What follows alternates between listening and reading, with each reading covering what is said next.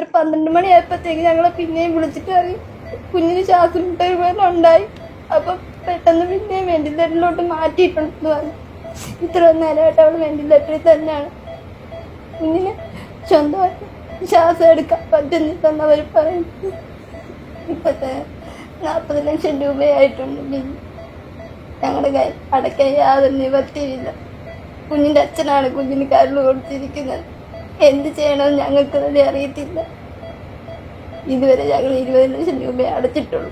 എൻ്റെ 1 വയസ്സുള്ള കുഞ്ഞിന് കരളിന് ഓപ്പറേഷനായിട്ട് വന്ന ഇപ്പോൾ ഓപ്പറേഷൻ കഴിഞ്ഞിട്ട് 40 ദിവസത്തോളം കഴിഞ്ഞു. ഞാനാണ് കുഞ്ഞിന് കരൾ കൊടുത്തത്. 40 ലക്ഷം രൂപയ്ക്ക് മുകളിൽ ബില്ലായി ഇവിടെ.